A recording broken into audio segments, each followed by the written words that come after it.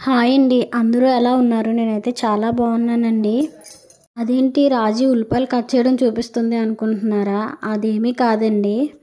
కిచెన్లో నించొని కోసుకుండే కన్నా ఇలా టీవీ పెట్టుకొని కూరకు కావాల్సినవన్నీ దగ్గర పెట్టుకొని ఇలా కోసుకుంటే చాలా బాగుంటుంది కదండి. మన పని అయినట్టు ఉంటుంది, కాసేపు సీరియల్ చూసినట్టు ఉంటుంది. నేను ఎక్కడ ఉంటే మా చార్లీ కూడా నా పక్కనే ఉంటుందండి. అస్సలు నన్ను వదలదు. మీరు కూడా నాలాగే ఇలా కూర్చొని టీవీ చూస్తూ కూరగాయలు అనేవి కోస్తారా అండి?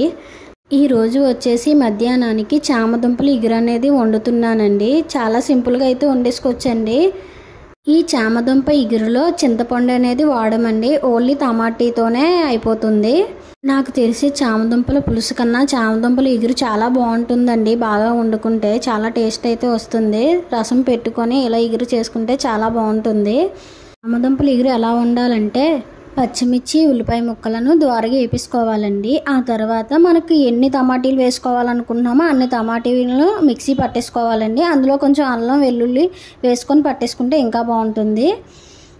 ఉల్లిపాయ ముక్కలు వేగిన తర్వాత మనం టమాటీ పేస్ట్ని పట్టేసుకుంటాం కదండి. ఆ పేస్ట్ని వేసుకొని పచ్చివాసన పోయేంత వరకు వేపుకోవాలండి. ఆ తర్వాత వచ్చేసి ఉప్పు కారం అన్నీ చూసుకొని కొంచెం వాటర్ అది వేసుకోవాలండి. దగ్గరికి అయిపోయేసరికి ధనియాల పొడి వేసేసుకుంటే సరిపోతుంది. అంతేనండి, చాలా సింపుల్గా అయిపోతుంది కూర అనేది.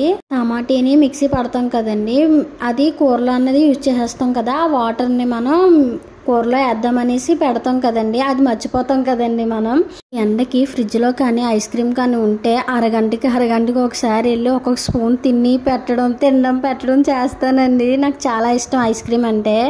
ఇక్కడ నేను ఏం చెప్తున్నానంటే ఆ మిక్సీలో గిన్నెలో వాటర్ వేస్తాం కదండి, ఆ వాటర్ మర్చిపోతాం కదా, దాని గురించి చెప్తున్నానండి. నిజంగా నేను ఎప్పుడు మర్చిపోతానండి. లాస్ చేసి గుర్తు చేసుకున్నప్పుడు నవ్వుకుంటాను. ఎందుకో చెప్పాలనిపించింది.